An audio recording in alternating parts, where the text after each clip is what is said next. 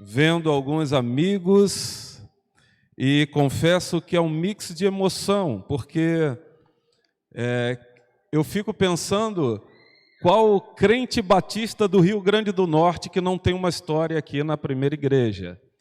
Eu mesmo tenho muitas histórias aqui. Pode ser que vocês não me conheçam assim como o pastor Edson me conhece, a irmã Val, mas eu me batizei nesta igreja em 2004, quando nós ainda éramos congregação, o pastor Targino ainda era seminarista, ele não poderia batizar, mas foi autorizado por essa igreja a estar neste local aqui, ó, e eu dando meus primeiros passos na caminhada cristã.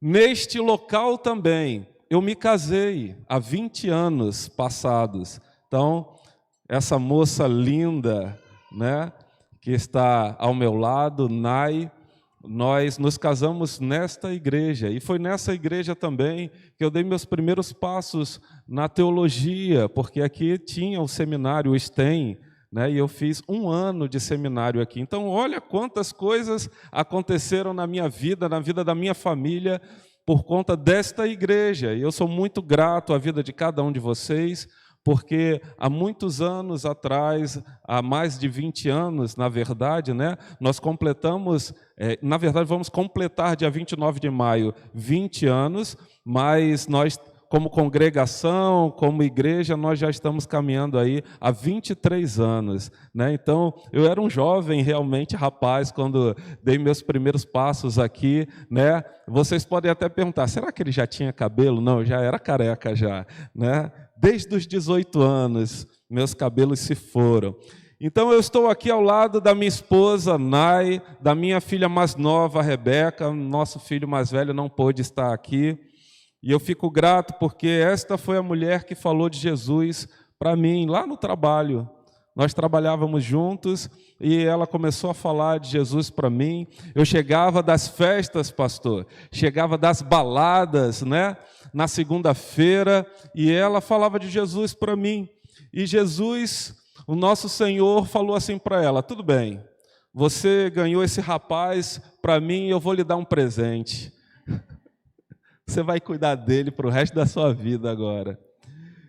Queridos, nós vamos estar falando hoje sobre um tema muito importante, um tema que eu não tenho dúvidas que permeia a todos.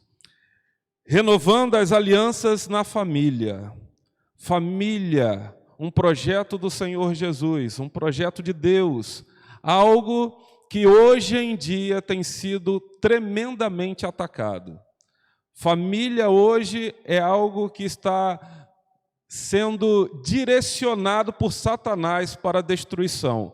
E nós, como igreja, nós temos que estar orando, nós temos que estar proclamando, nós temos que estar falando sempre sobre família, principalmente para essas crianças que aqui estão, porque elas que sofrem mais ataques, elas que são o alvo principal de tudo que está ao nosso redor, para que em pequenas gotas, né, em doses homeopáticas, informações vá chegando ao coração desses pequeninos e, infelizmente, vai contaminando toda uma família. Então, queridos, que nós possamos estar atentos a tudo que está ao nosso redor, que nós possamos estar orando pelas nossas crianças, os nossos adolescentes e jovens, e no decorrer aqui da palavra nós vamos conversar um pouquinho, refletir sobre o que Deus pode falar aos nossos corações. Agradeço ao pastor pelo convite, né? Eu fico honrado realmente estar neste púlpito, é uma responsabilidade muito grande, mas eu fico muito feliz. Como eu disse, os primeiros passos da minha vida cristã estão muito ligados a essa igreja. Nós vamos ter uma introdução antes de chegarmos ao texto que vocês irão abrir a palavra do Senhor.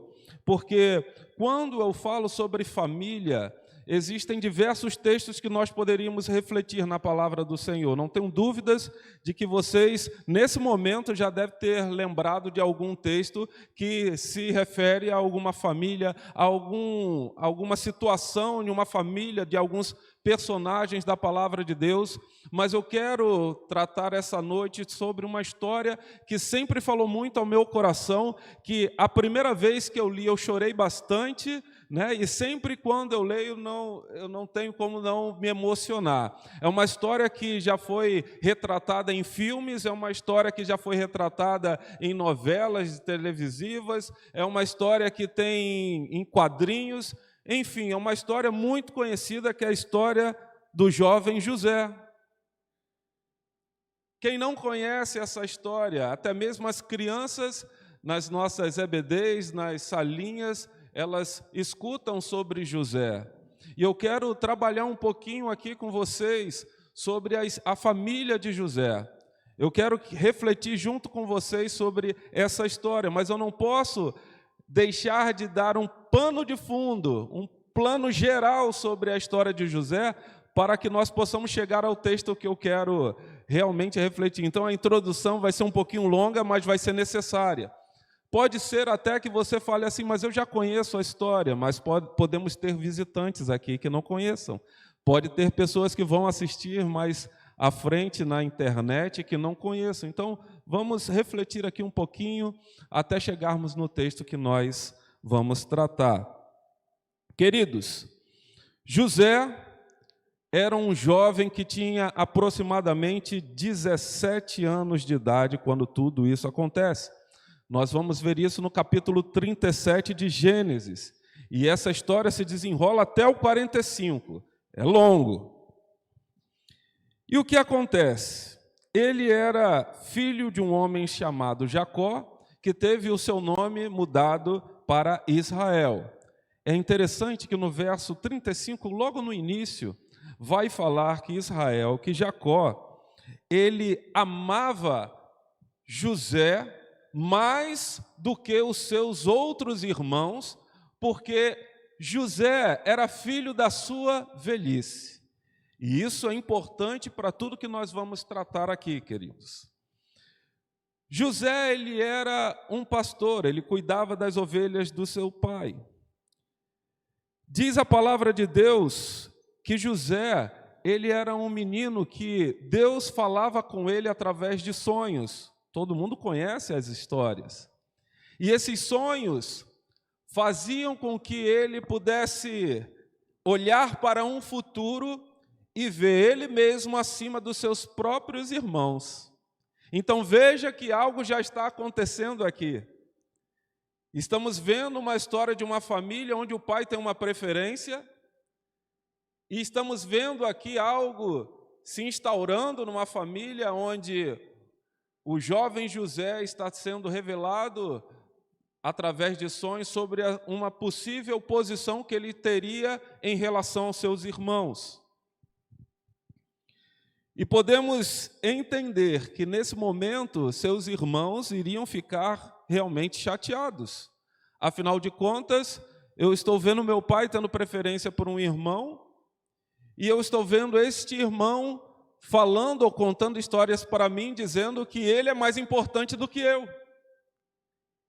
E a inveja começa a ficar no coração de cada um desses irmãos. E o que eles fazem? A história todo mundo sabe. Ele pega esse rapaz e vende para mercadores que o levam para o Egito. Não é assim a história? Todos conhecem bem essa história.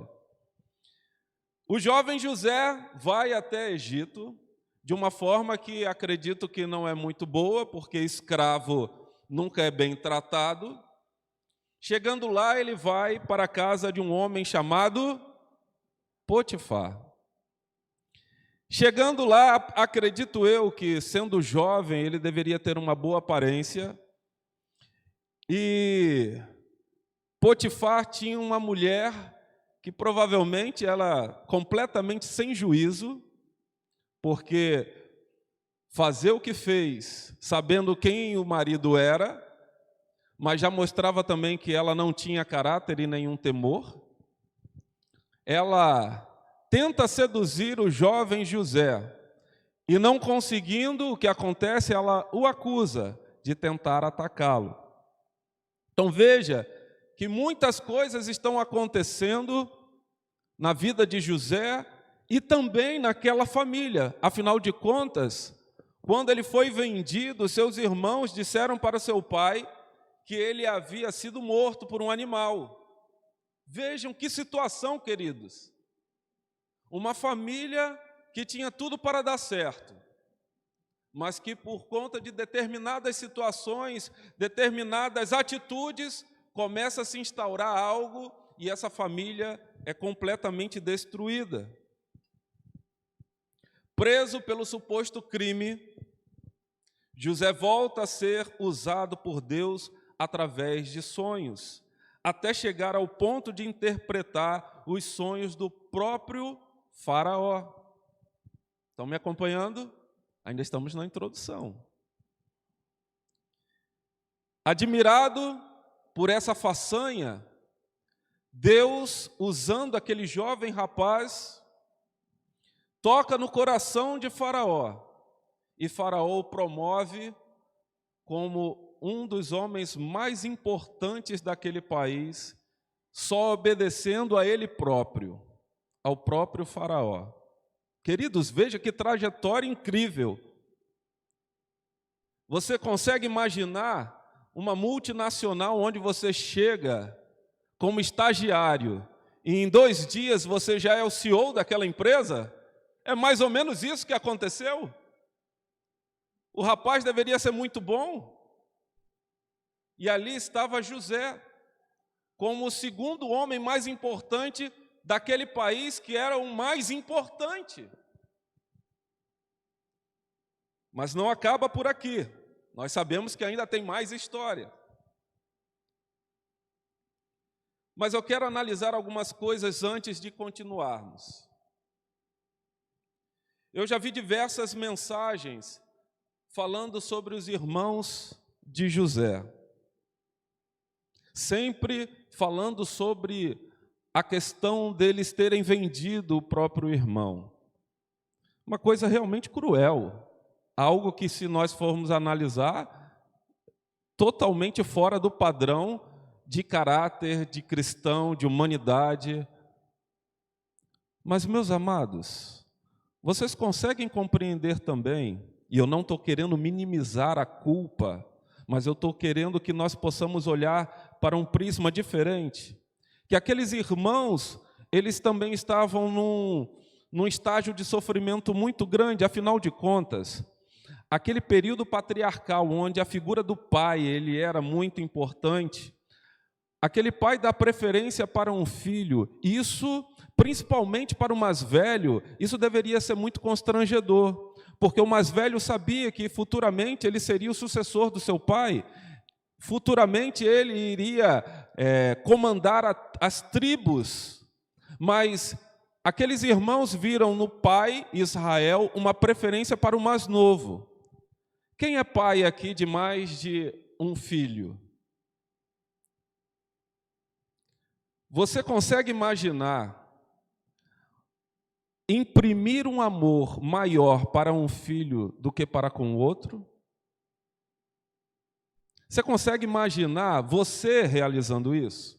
Pode ser que, devido às condições de Israel, de Jacó, por ele já ter sido pai na sua velhice, incondicionalmente, de repente ele não estava pensando muito, ele começou a dar preferência a José, porque já era velho, de repente os filhos já eram casados, né? Então, por que não? É o meu filho pequeno.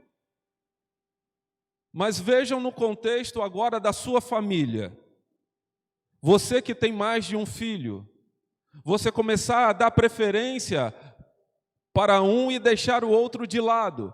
Começar a mostrar, inclusive para o outro, que aquele ali, seja o mais velho ou o mais novo, ele é mais importante.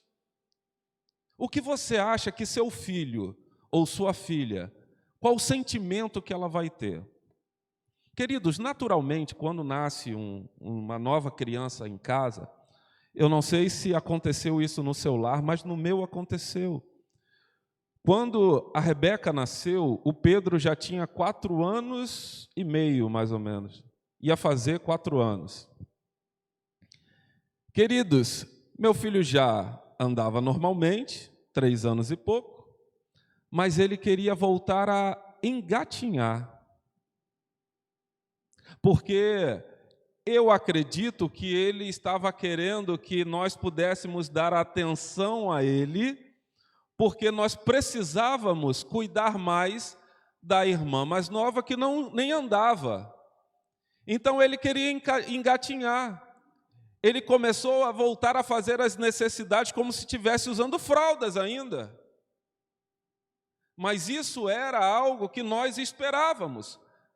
Inclusive, lembro-me eu aqui, que quando a Rebeca nasceu, nós compramos um mega presente para ele.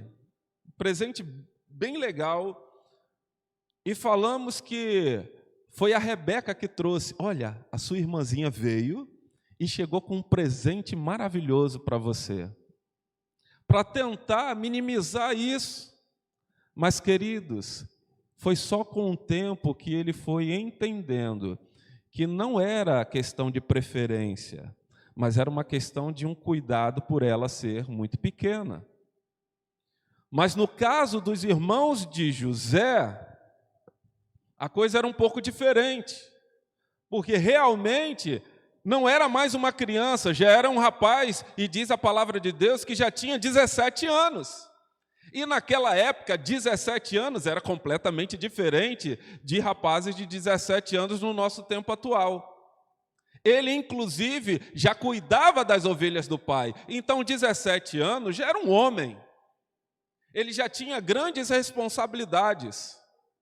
Então, aqueles irmãos olharem para aquela situação, meus amados, aquilo foi, minando o coração deles. Minando o coração deles. Justifica o que eles fizeram? De maneira alguma. Mas, com certeza, a ação que eles tomaram foi consequências das coisas que eles estavam vivenciando dentro do seu lar. E olha que a gente ainda nem chegou no texto, hein? Ainda estamos na introdução. Temos quanto tempo, pastor?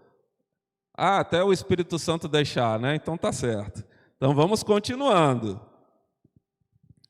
Queridos, estamos diante de uma família que estava já dividida, antes mesmo da sua divisão física. Aquela família já estava dividida. Não precisou José ter sido mandado para o Egito. Ali já havia uma divisão. Existem famílias que não precisam se separar para vivenciarem a divisão dentro do seu lar. Tem famílias que não precisam ficar longe um do outro para experimentar a separação. Tem famílias que já vivenciam isso no seu lar. Muitos estão debaixo do mesmo teto, mas vivem como se estivessem cada um em um local completamente diferente. Vocês já ouviram falar de pais presentes ausentes? Aqueles pais que estão na frente do computador ou no trabalho direto ali, mas estão dentro de casa e não são capazes de trocar nem mesmo um olhar com a própria esposa.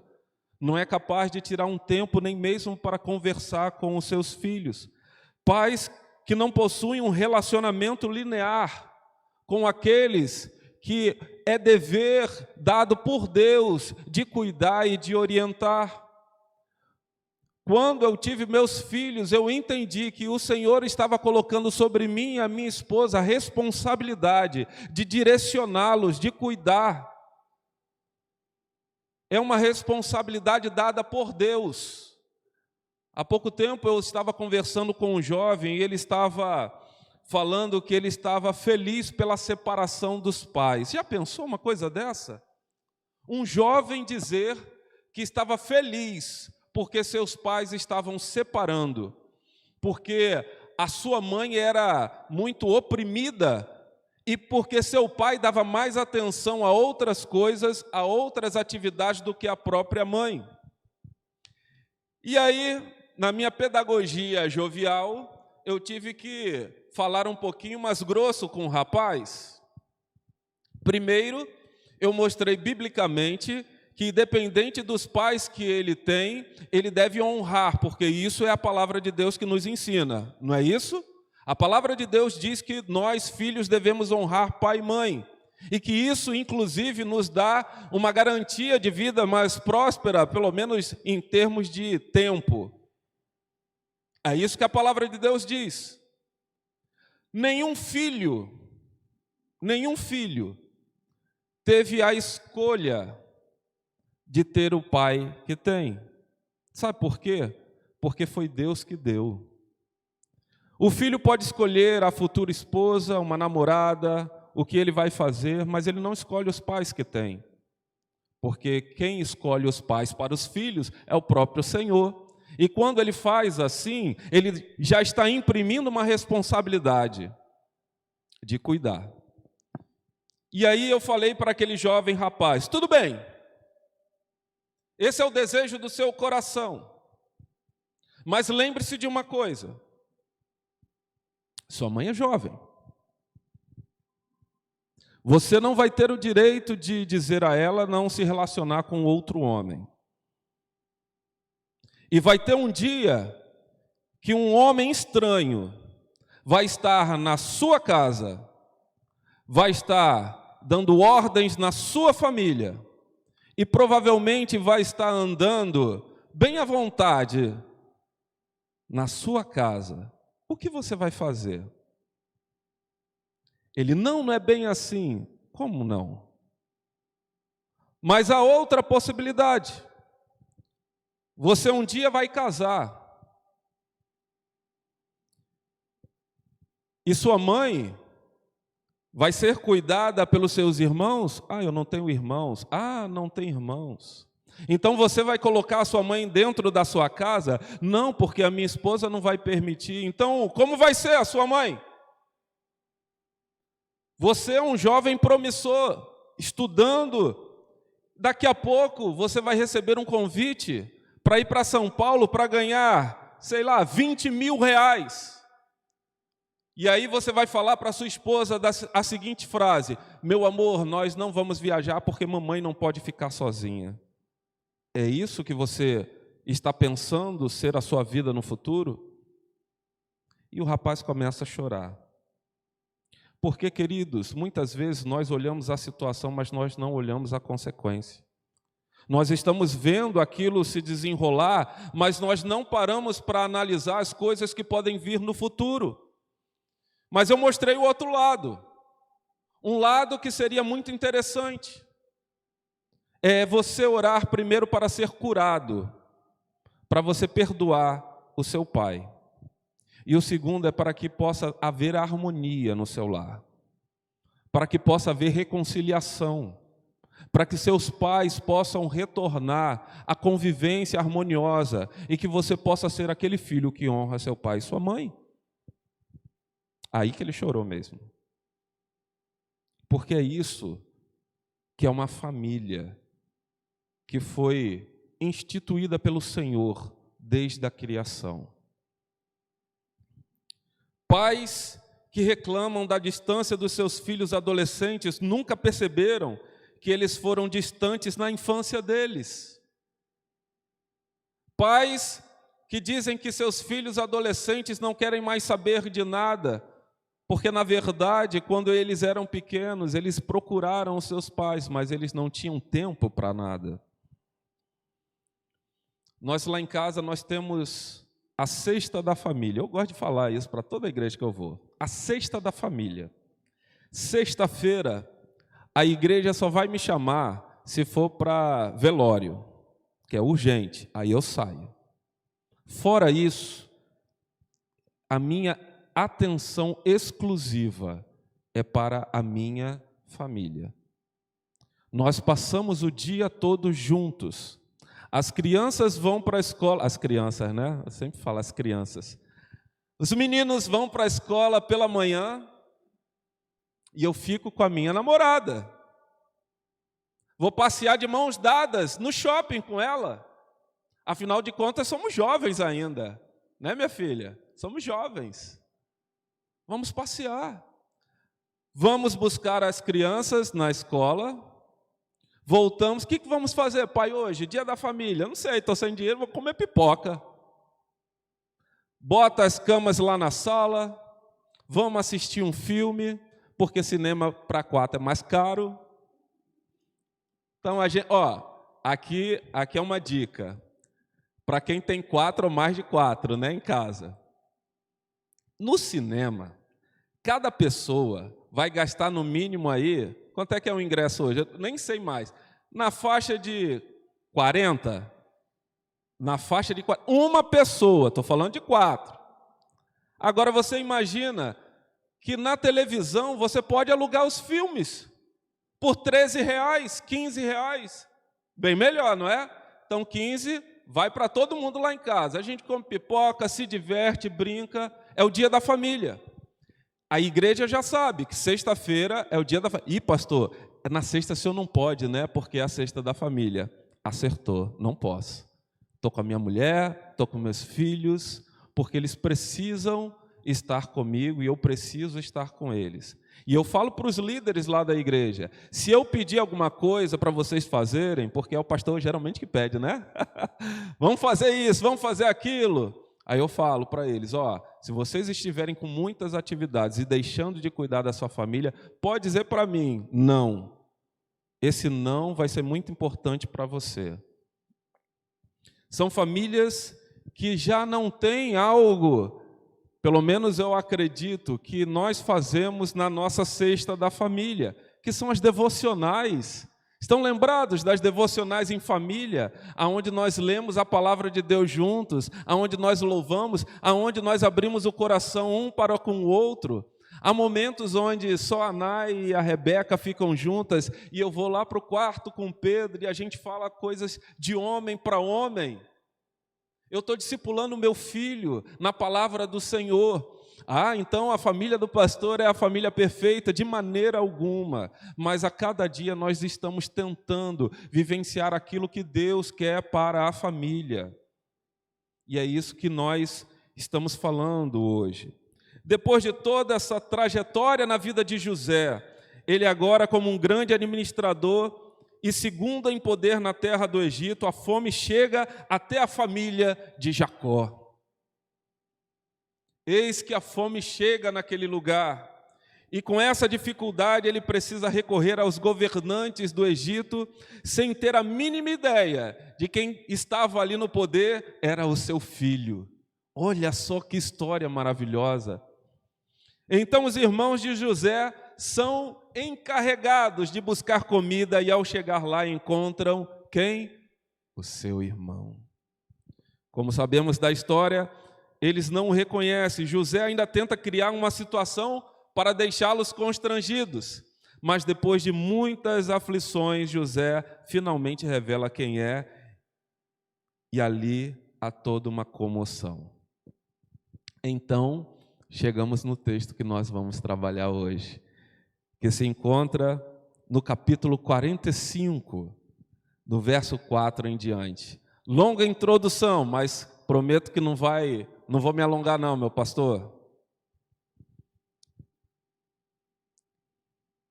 Gênesis, capítulo 45, a partir do verso 4. Todos abriram a palavra do Senhor? Amém. Gênesis 45, a partir do verso 4, diz assim, vou ler aqui na NVI, que vai ser melhor. Por favor, cheguem mais perto de mim, disse José a seus irmãos. Quando eles se aproximaram, disse-lhes, sou eu, José, o seu irmão, aquele que vocês venderam ao Egito. Agora não se aflijam, nem se recriminem por terem me vendido para cá, pois foi para salvar vidas que Deus me enviou adiante de vocês. Já houve 2 anos de fome na terra, e nos próximos 5 anos não haverá cultivo nem colheita. Pai amado, louvado, engrandecido é o teu nome, obrigado pela tua palavra, Senhor, Que essa palavra possa vir fazer morada aos nossos corações e que possamos refletir sobre tudo aquilo que o Senhor tem a nos dizer esta noite, em nome de Jesus, amém. Pode ser até que você tenha esquecido do tema que nós estamos tratando. O que é mesmo? Renovando alianças na família. Queridos, as alianças formadas pelo Senhor, e é importante que nós possamos entender bem isso, naquilo que se trata do papel referente ao Senhor, Ele sempre vai cumprir. As alianças estabelecidas do Senhor para com o homem, a parte dele Ele sempre cumpriu. Porém, do outro lado não é verdade. O homem sempre falhou, o homem sempre foi falho, o homem sempre desobedeceu. Ele sempre foi ao contrário daquilo que o Senhor estabelece, ou estabeleceu em alguns momentos. Mas naquilo que se faz do papel de Deus para ser cumprido, daquilo que Ele fala sobre sua aliança, pode ter certeza, Ele vai cumprir. E uma das coisas que nós sabemos, e uma das coisas que nós podemos observar, que Ele, há muitos anos, desde a criação, Ele criou uma aliança. E essa aliança se chama família, porque é um projeto de Deus. O que hoje nós estamos vendo, ou o que as pessoas estão tentando apresentar, não tem a menor semelhança com o projeto de Deus chamado família.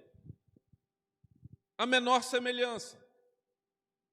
Pode ser bonito para alguns, pode falar que tem amor para alguns, mas se é contrário à palavra de Deus, pode ser bonito como for, não adianta. É contrário à vontade de Deus, que é boa, perfeita e agradável.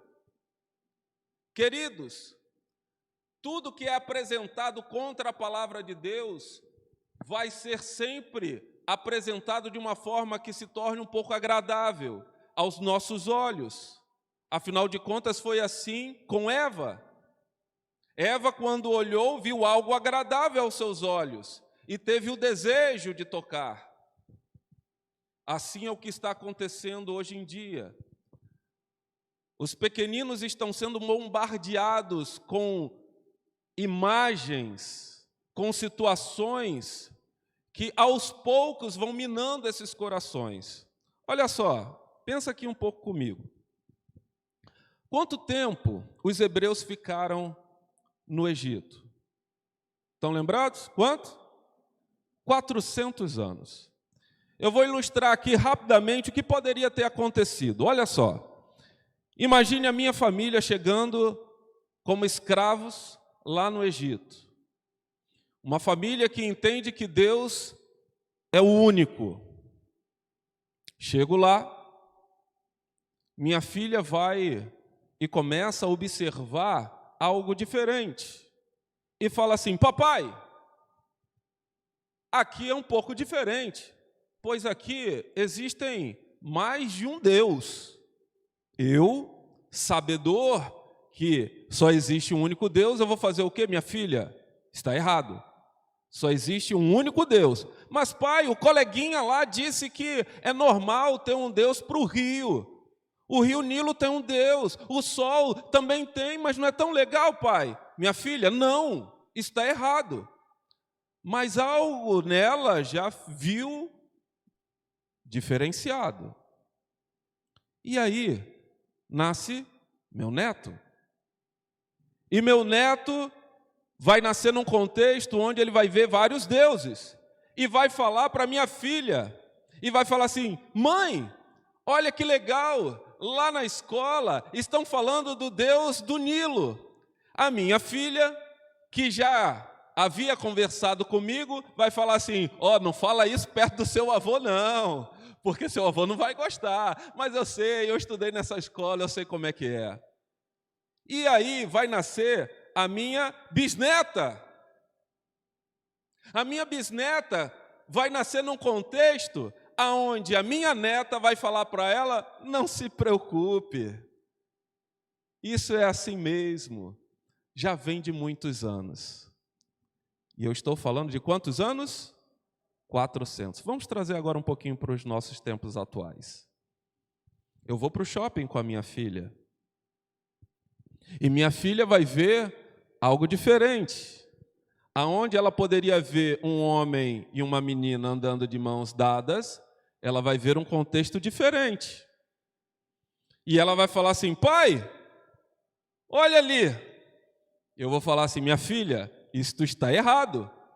Você não vai para a igreja, não? Tu não é crente, não, menina? Se converta. Mas eu falei isso para minha filha. Quando nascer minha neta ou meu neto, ou os meus netos, receba,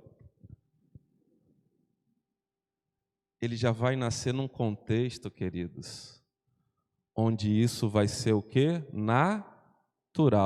Imagina os nossos bisnetos. A escola vai falar, hoje, eu dando aula na EBD, pastor, hoje, eu perguntei para os adolescentes, quantos coleguinhas na escola vocês têm que têm esse comportamento? Uma menina falou assim, eu tenho um grupo lá com 7, 4 são. Vocês conseguem compreender a importância daquele momento de oração para aquelas crianças que estavam aqui? Vocês conseguem compreender a importância dessa igreja aqui para a sociedade, para a família? É disso que nós estamos tratando aqui. É disso que nós estamos falando. De uma família com amor dividido, de uma família com inveja instaurada entre os irmãos, de uma família com uma separação dolorosa, Deus restaura com um amor perdoador para cumprir sua aliança estabelecida desde o Éden, quando Ele instituiu a família como base principal de toda a criação. Uma família que estava totalmente destruída, separada, os irmãos com inveja, o pai achando que o filho tinha morrido, mas um amor perdoador, algo mudou aqui. No verso 4, José fala, chegue mais perto. Vocês conseguem compreender o que essa palavra representa? Hoje, por muito menos, tem pessoas saindo da igreja. Acredite, tem gente saindo da igreja porque alguém não deu bom dia. Fulano não me dá bom dia. Fulano, quando me vê, não fala comigo. Ah, o irmão não está fazendo do jeito que eu entendo que deveria fazer. Tem gente saindo da igreja por causa disso, pastor. Acredita? E agora nós estamos vendo um homem já, que foi vendido pelos irmãos, que sofreu o que sofreu, olha para aquela família e ele tinha toda a autoridade para falar assim, mata todo mundo, extermina todo mundo. E o que ele fala? Chega mais perto. Vem cá, vem.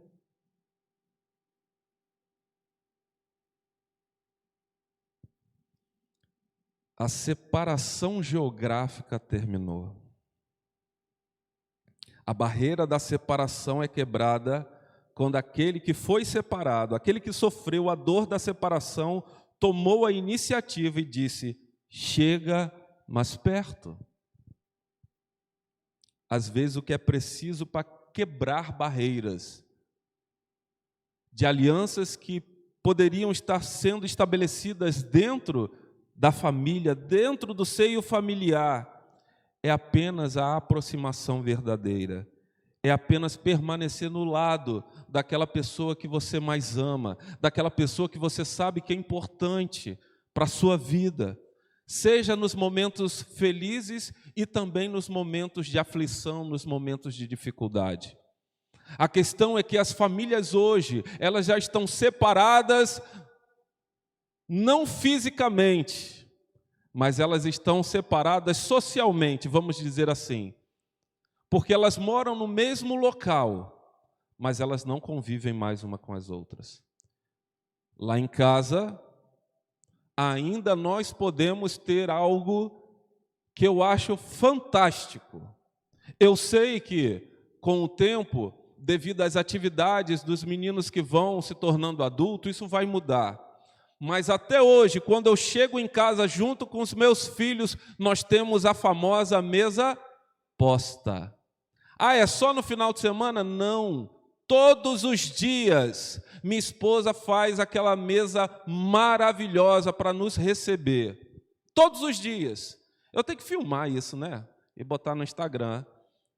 Ela tem, toda vez que eu saio com ela, ela diz que tem que comprar o prato gigante, não. É aquele negócio, bota debaixo do prato. Suplá! Tem que comprar suplá, porque está faltando suplá. E tem que comprar as argolinhas para botar no... Como é que chama? É argola, né? Porta-guardanapo. Tem que ter. Mas, queridos, você imagina você abrir a porta da sua casa todos os dias, que eu pego as crianças na escola, volto para casa para a gente almoçar juntos, e a mesa está posta. E aí, quando vai visita lá para casa, botou uma mesa bonita, eu falo logo, é todo dia aqui em casa, minha filha? Pensando o quê? Pensando que é só para você visita? Não, é todo dia. Não tem esse negócio de separar os talheres e as coisas mais bonitas para os visitantes, não. O mais bonito é para os de casa. É para os de casa. Todo dia. Todo dia, é bom. Bom demais. Chegue mais perto, fique ao lado das pessoas que você ama, converse, olhando no olho. Isso é ser família. É você chegar para o seu filho e falar, e aí, cara, como é que está? Como é que está a situação? Você está passando por alguma situação, está com dificuldade em algo? O que seu pai pode te ajudar? Vamos aqui, vamos conversar? Vamos passear, vamos fazer um lanche, vamos caminhar. Minha filha, o que está acontecendo? Como é que está lá na escola? E os meninos? Tem que conversar, tem que chegar perto, quebrar barreiras. Não espere do seu filho adolescente, do seu filho criança, te procurar para falar alguma coisa, porque ele está cheio de colegas lá na escola, e ele vai se sentir mais livre para falar determinadas coisas. Nós, adultos, temos que ter essa iniciativa. Chegue mais perto, essa foi a palavra de José. Vem para cá, eu sou a sua família. Eu sou a sua família. José continua afirmando, eu sou José, seu irmão, aquele que vocês venderam para o Egito. Sou eu. Não é ninguém lá de fora. Não é o seu amigo do trabalho. Não é o seu celular, não são as suas atividades, sou eu, a sua família. O seu bem mais precioso. Aquele que está do seu lado em todas as situações, nos momentos difíceis. Por que que nós, muitas vezes, damos mais atenção a coisas de fora, quando Deus colocou o melhor ao seu lado? Tem pessoas, cônjuges, que não conversam mais há muito tempo. Eu tenho 20 anos de casados e eu amo ficar rindo com a minha esposa. Adoro ver o sorriso dela, olhar para ela e ver que aquelas minhas piadas que não tem graça nenhuma, ela ainda ri. É bom demais. É bom olhar para ela e ver o quanto nós podemos ainda conversar e orar juntos pelos nossos filhos. De nos ajoelharmos aos pés da cama e orar pelo Pedro e pela Rebeca, pelo nosso lar. Está se perdendo isso. As famílias hoje estão muito ligadas à tecnologia. As pessoas estão ao redor da mesa com o celular e não conversam mais. E não é essa a família que Deus estabeleceu. Deus estabeleceu uma família que se comunica, que se ama, que vai propagar, que vai fazer a diferença nessa sociedade. Mas para isso ela tem que estar unida, ela precisa estar junta. Mas nós temos aquela máxima de achar sempre que o outro é o culpado, não é? Ah, mas é porque ele, não, mas é porque ela. Quebra isso. Se a gente for olhar para a vida de José agora, ele tinha todas as, como é que eu posso falar? As justificativas. Por isso que ela está aqui hoje, está vendo? Ela me ajuda até na pregação. Teria todas as justificativas para falar assim: sai fora, eu não quero saber de vocês. Vamos quebrar com essa barreira que divide muitas vezes a comunicação familiar. Parece-me que nós estamos falando de contexto apenas de pais para filhos, né? Mas não é verdade. Estamos também falando dos filhos que muitas vezes não conseguem enxergar os seus pais dentro do próprio lar. Lembro-me da avó da minha esposa, que ela dizia que depois que chega numa certa idade, a voz dela não tinha mais nenhum peso, porque ela era levada de um lugar para outro sem ter o mínimo a possibilidade de falar assim: eu não quero ir. Nós tratamos muitas vezes os nossos idosos como alguém ou uma pessoa que não tem mais opinião, quando na verdade eles já viveram tanto e nós deveríamos ouvir muito mais eles. Mas os filhos olham para os seus pais e acham: não, eles estão ultrapassados. Mas sabe por que eles pensam isso? Porque eles nunca tiveram realmente um relacionamento de conversa com eles durante toda a vida. Porque se assim o fosse, quando eles fossem mais velhos, eles iam entender. Como eu gostaria de ter mais 5 minutos com meu pai. Meu pai faleceu, eu tinha 27 anos. Queria muito que ele tivesse conhecido meus filhos. Queria muito que ele tivesse aqui hoje. Ele não me viu passar por toda a trajetória espiritual de ser hoje um pastor. Ele não me viu entrando na universidade. Ele não acompanhou nada da minha vida. Queria muito que ele tivesse aqui para eu poder conversar com ele, escutar a voz dele, ele me dar um conselho. Muitos aqui ainda têm aquelas pessoas que pode chamar de pai, de mãe, ou de um irmão, ou de uma pessoa que você pode contar, porque essa é a família que o Senhor lhe deu. E Deus quer realmente estabelecer tudo isso que nós estamos falando, porque essa aliança foi criada por Ele. Essa renovação cabe a nós darmos o primeiro passo para que a família ela possa ser forte. Eu já ouvi falar, não sei se isso é uma frase que alguém criou, mas famílias fortes, igreja forte, cidade forte. Quando a família é forte, a igreja ela se torna forte. E uma igreja forte, ela muda a sociedade, ela muda a cidade. Ela é influência. Porque a igreja não é, vocês sabem muito bem disso, não é só essa reunião aqui. A igreja, ela é espalhada quando saímos dessas portas aqui, lá no seu trabalho, você está mostrando que você é uma pessoa cristã pela vivência que você tem dentro da igreja física e dentro da sua família. Eu que trabalhei com os adolescentes, eu sempre dizia, eu nunca tive trabalho com adolescente, gente. Nunca. Porque adolescente faz o que todo adolescente faz. Ele está nessa idade de descoberta, de fazer coisas erradas e da gente ensinar. Porque eles ainda não sabem, muitas vezes, que aquilo é errado. O grande problema são os pais. Porque a igreja mostra algo, mas durante toda a semana. Porque o adolescente só fica o quê? 2 horas?